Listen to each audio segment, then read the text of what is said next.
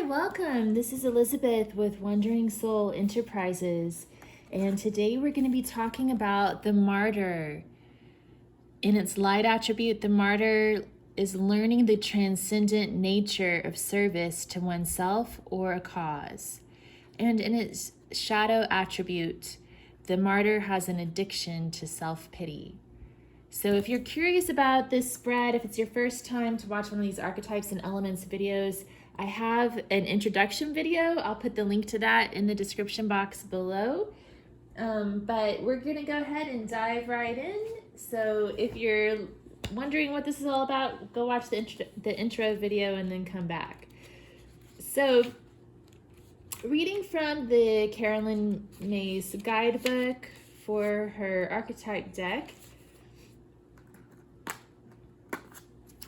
the Martyr has the courage of one's convictions, going so far as to die for a cause. And the Martyr suffers that others may be redeemed, either spiritually or politically. The Shadow Martyr utilizes a combination of service and suffering for others as a means of controlling and manipulating them, related to the victim. I also think it could also kind of be related to like the rescuer and maybe even the liberator in a way too.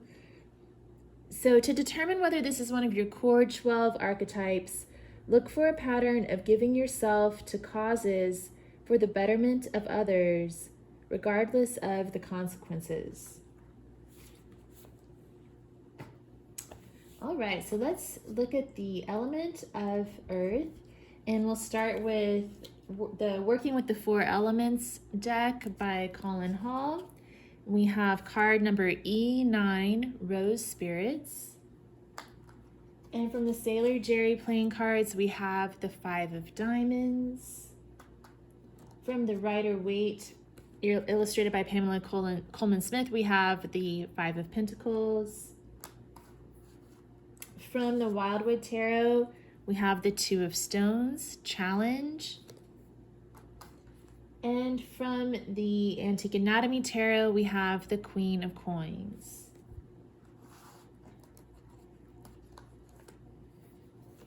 Yeah, so in its shadow attribute, the Martyr has this addiction to self-pity. So that's kind of where this Five of Coins is coming from. This is like, poor me, look at me out here in front of the church, trying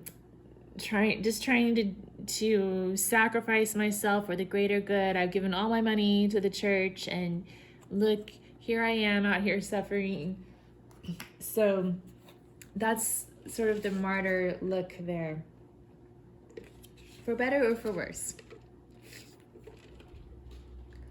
And then we have the Two of Stones, a Challenge.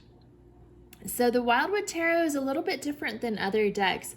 I think I'm going to pull up the book from the Wildwood Tarot to read about this in just a second. And then we also have the Queen of Coins. So the Queen of Coins is about being practical, being a devoted mother, being very nurturing. And so, yeah, in her light aspect, the Queen of Coins is the perfect mother and wife. She could be self-employed, or she could be a really good employee, very industrious.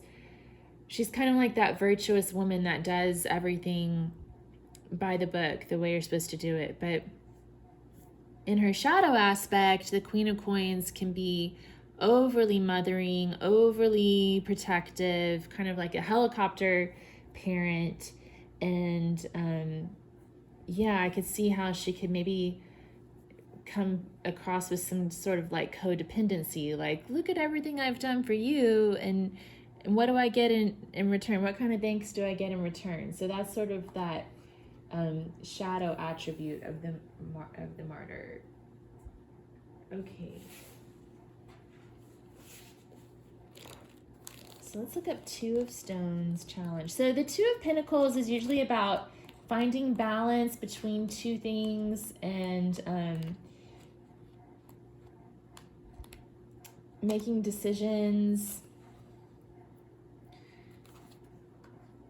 And so This book says that these are two female hares boxing, but if you Google it, and you should Google it because it's interesting, the female hares actually box male hares who are trying to mate with them, and that's their way of, establishing their independence and trying to stay away from mates they don't want to be with. So that's what they show on the internet, but in the book it says that female hares box for domination and territorial rights to breed.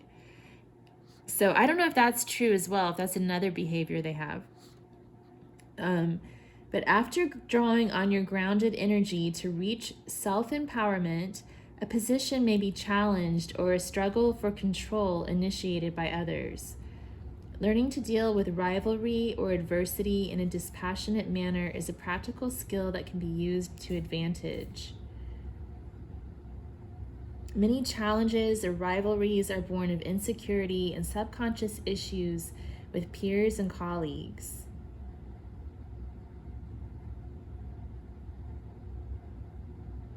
Holding your own ground and defending your position at such times can be achieved by keeping in touch with pure and positive motivations and holding on to personal integrity and sincerity, which is the basis for any fair and enduring material reward or advancement. Remain clear and focused on your objectives and stay firm in your ethical efforts to proceed with a plan or project. So I think it's just a reminder to make sure you're doing things for the right reasons and hold on to your ethics. It can be good to sacrifice yourself and provide service for a cause. But you've got to make sure you're doing it for the right reasons, not just to get attention and pity or anything like that.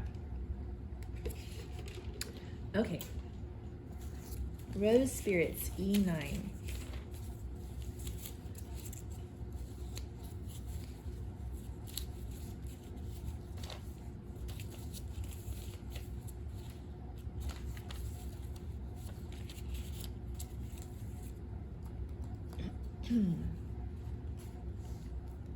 Flower fairies are the most delicate and sensitive in the fairy realm, taking not too much notice of people as they are tirelessly working, helping the flowers to grow and release their fragrances.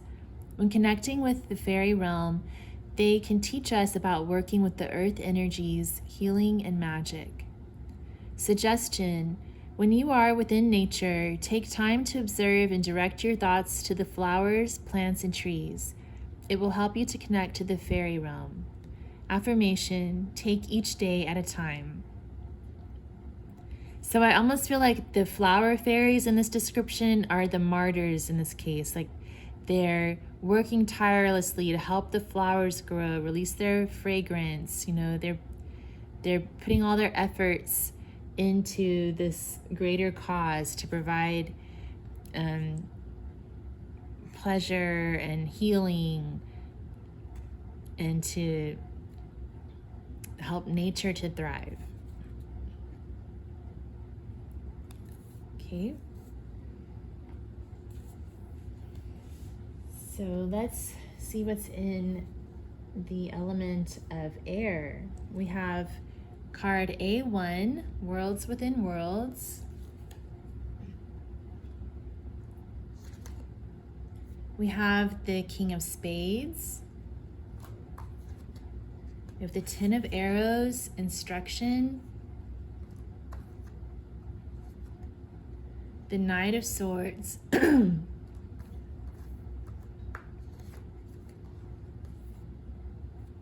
the Knight of Blades. So Knight of Swords came up twice.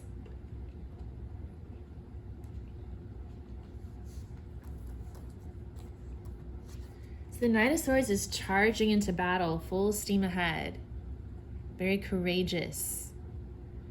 But I wonder if sometimes he goes in charging in before he's really had time to think things through. And the Ten of Arrows is about learning from those experiences, learning how to do things at the right timing, with the right grace, with the right amount of will and surrender,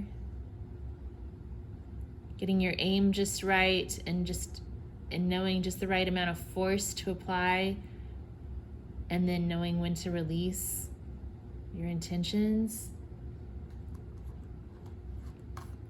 And then the King of Spades is about making clear-headed decisions, being mature in your thoughts, being truthful. We also have worlds within worlds. So I'm going to read about that.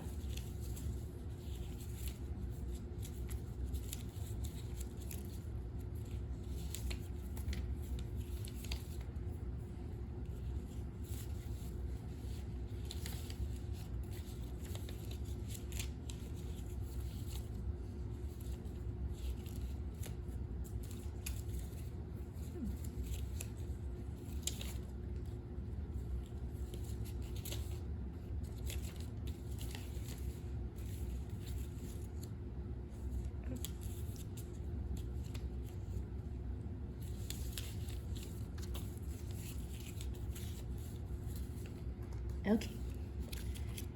The angel is moving from the ocean world into the cosmic ocean, where there are many worlds interpenetrating each other. She is a teacher to lift our consciousness into the higher planes of inspiration and understanding of the great hierarchy and orders of intelligences. Suggestion: to reach into cosmic worlds takes dedication and concentration in meditating. Doing psychic art can help you relax to go into your subconscious. Affirmation: I will reach my star. Yeah, so it's about setting your sights on something higher. I think it's interesting too. There's sort of a similar body position between the Martyr here and the Angel on the Worlds Between Worlds card.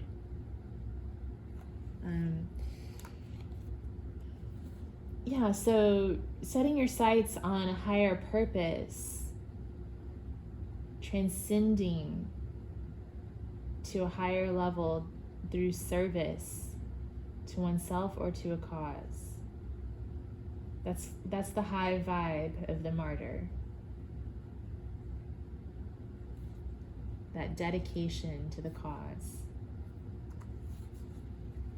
So let's look at the element of fire. We have Celtic Rose, card F10.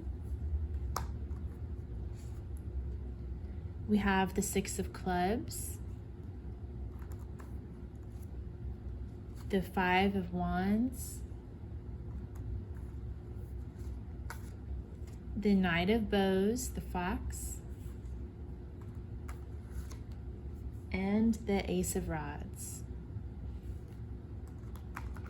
So Ace of Rods is about inspiration, that pure inspiration, your motivation for whatever it is that you're doing. This is the cause itself, that passion that's driving you to dedicate yourself, possibly even suffer for this cause. It's such a worthy cause.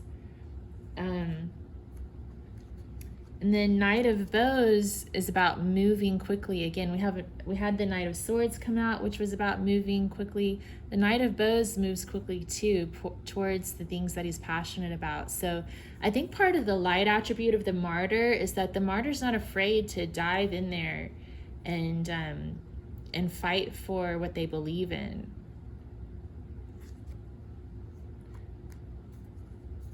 And then we also have the Five of Wands, which is about confusion, competition, needing to get clarity. And then the Six of Clubs, which is about victory, moving forward, being recognized. So the Six of Clubs can be both a light and a shadow. So partly it's about moving forward towards what it is that you're fighting for and being brave and courageous, but in its shadow side, it can be about the ego and doing things for the wrong reasons, doing things to receive social accolades instead of just doing it because it's what you believe in, what's right. Then we have the Celtic Rose card, F10.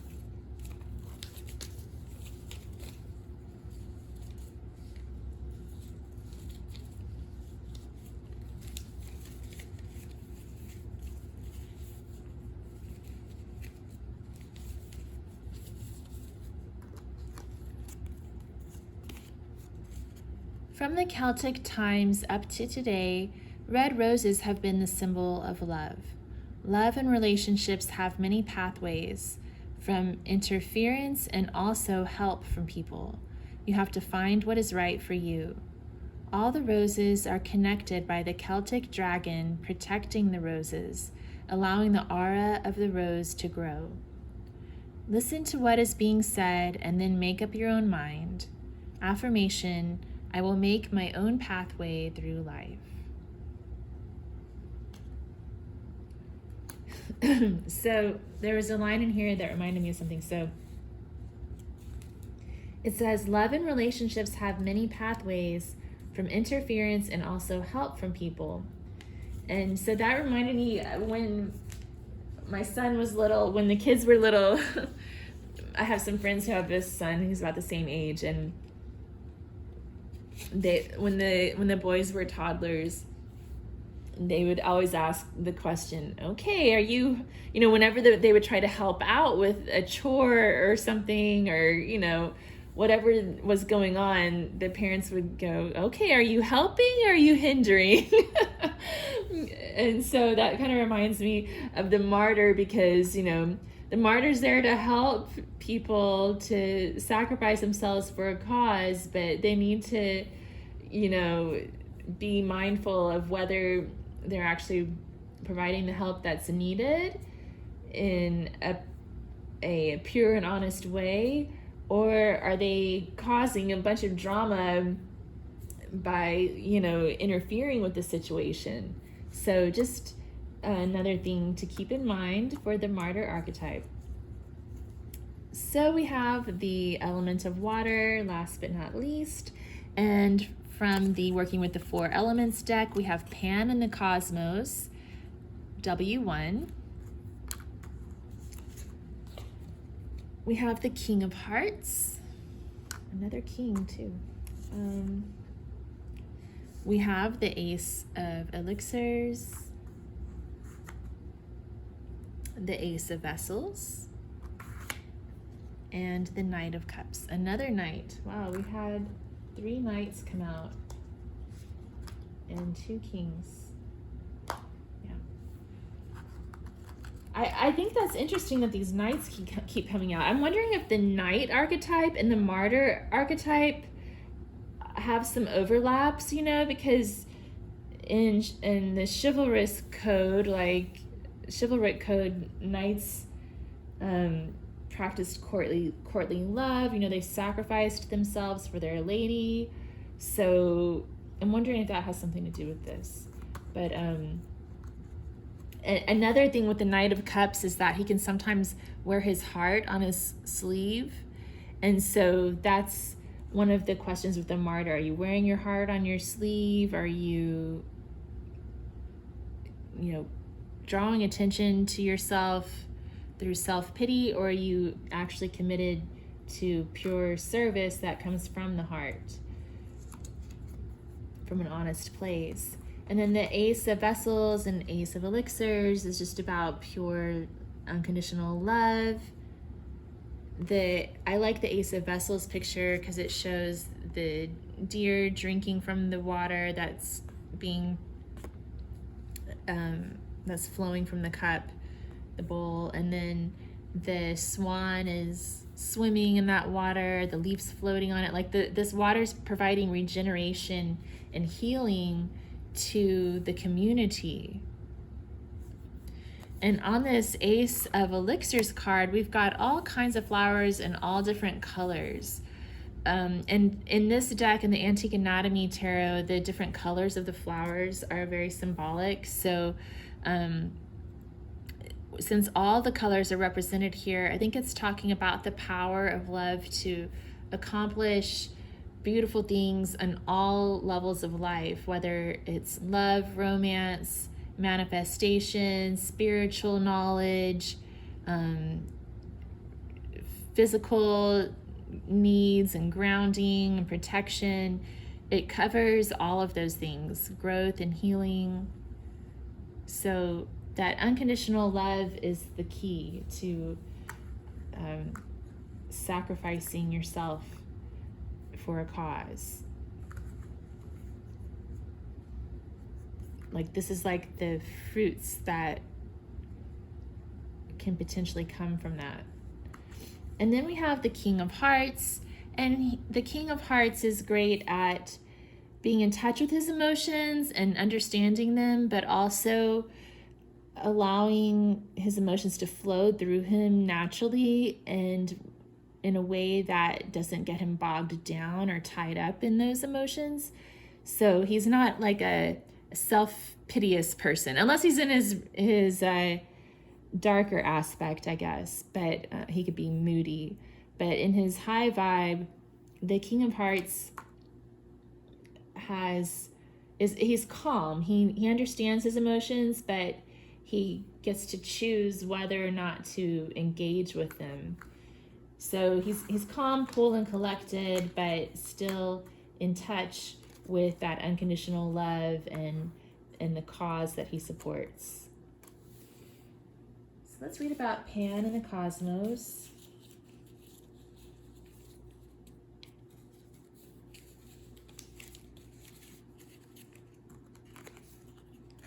Stretching our consciousness into the deepest part of the cosmos, looking for the end, you will find no end. And if there is no end, there is no beginning, so everything must be now. To help us understand this way of thinking and reach into the vast oceans of time and space, you can ask for help from spiritual teachers and angels' guilds. One of the greatest teachers of time and space is Pan, the great diva. One could do no better than to evoke his knowledge of the astral planes, to understand that we are part of the cosmos. The stars and the heavens are part of us also. In meditating, try to visualize traveling into deep space, uniting yourself with your star. Affirmation: there is only me stopping myself. Let go and reach for your star. And that part about there's only me stopping myself, it's about like that helping or hindering thing. Like, you gotta, as a martyr, I think it's important to ask yourself what's helping and what's hindering the process that needs to happen to bring forth the healing, the bounty, whatever it is that, whatever that cause is that you're working towards. Pan is also nature spirit, so very connected to the rhythms and flows of the world. And so again, with the King of Hearts and then Pan coming out, it's about staying in flow and letting things happen the way they're meant to, without trying to control everything. I like the martyr can sometimes become manipulative, right? So it's important to do what needs to be done without trying to control the situation too much. Okay, I'm going to draw a card from the Goddess Inspiration Oracle.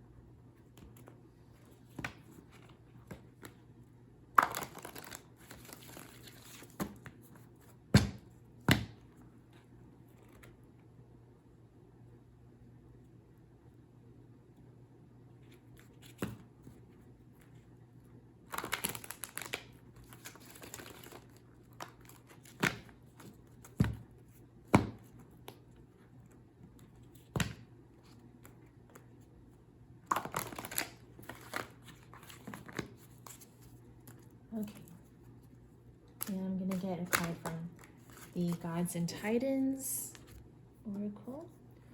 So from the Goddess Inspiration Oracle, we have Oya, the Goddess of the Winds. When the time is right, you will speak with authority.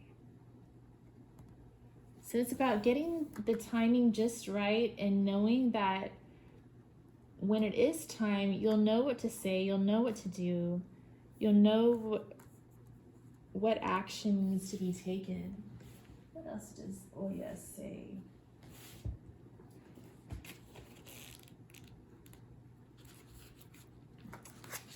So Oya is associated with eloquence, strength, and leadership.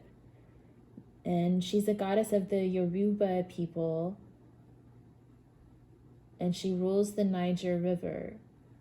Valued for her charming but penetrating language, many consider the goddess a patroness of feminine leadership. Her gift for eloquence helps women speak with confidence and strength.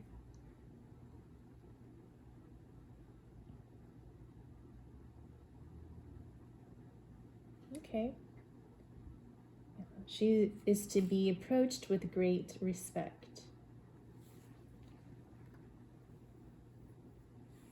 So for some of you who are resonating with this archetype, it could be that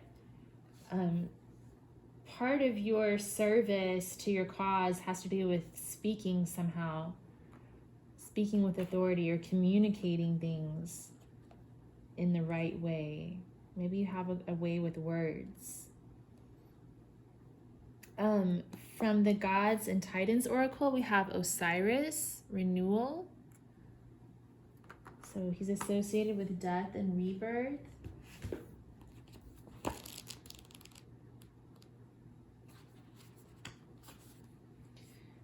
It says, pay attention to your need for rejuvenation and renewal, both physically and mentally. You are invited to experience the magic of hope.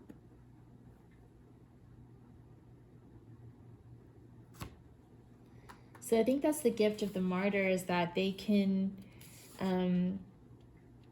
bring renewal back to a situation that's in need of renewal. And in some ways, Osiris kind of plays the martyr.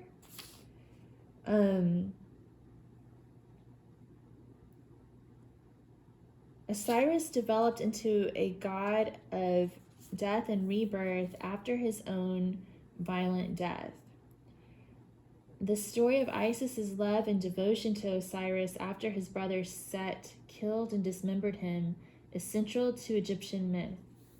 After Osiris's murder, Isis traveled the earth looking for the pieces of his body and cast a powerful spell which brought her husband back to life long enough to conceive a son, Horus. Then Osiris retreated back into the underworld. As a deity of resurrection, Osiris gave hope to all that there was an afterlife and that death could be transcended.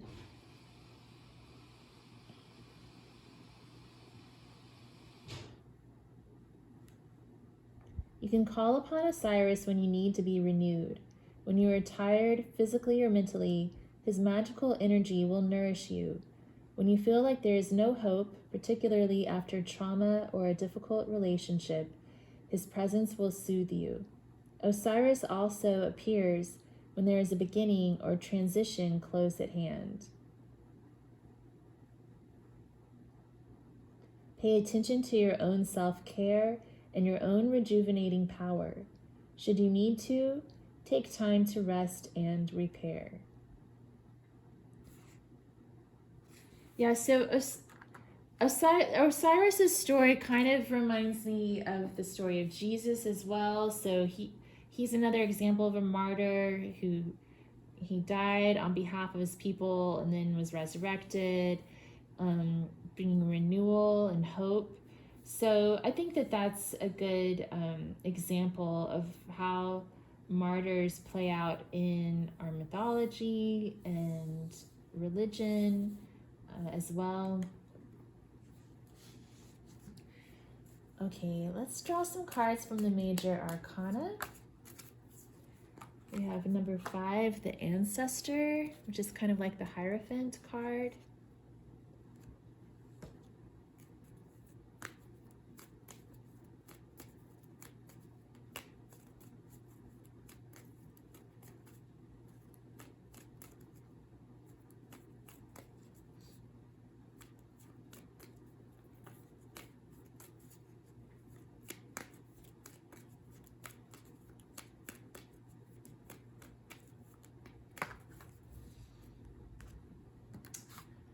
We have the Wheel of Fortune, card number 10.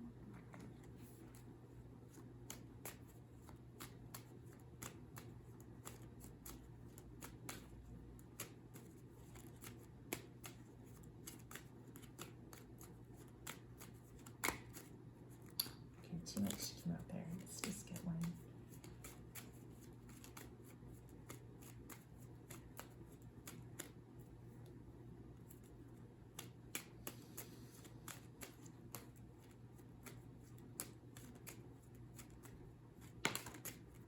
And the Hermit. So I like that the Ancestor and the Hermit both came out. These cards both make me think about seeking deeper wisdom. The Hermit is seeking deep wisdom from within, looking into his lantern at his own star. And then the Ancestor is about connecting with the wisdom of your ancestors, with the wisdom of tradition, and hearing the beat of the drum, your intuition leading you on. And then, and both of these kind of also have like an ascetic quality to them, I think, as well. Like withdrawing from societal expectations to focus on what's really important to you, that higher mission, that higher cause. And then the Wheel of Fortune is about change and endings, new beginnings, and time as well, like doing things with the right timing, like we talked about earlier with this instruction card. Oh, wow. Oh my gosh. Wow. I just noticed this. Yeah, so the 10 of Arrows instruction has this wheel in the background made out of the arrows. And then the Wheel of Fortune card in the Antique Anatomy deck has a similar type of wheel here with the hands coming out of it. I think that's interesting. Like the spokes of the wheel. So yeah, it's about getting the timing right when you're aiming for your goals, and trusting in divine timing as well. Having patience and dedication to that higher purpose and what's right. All right, well, thank you for being here. If you liked this video, if you would give it a thumbs up, and if you want to see more, please subscribe to my channel. I'd really appreciate it, and I hope to see you again sometime. Take care.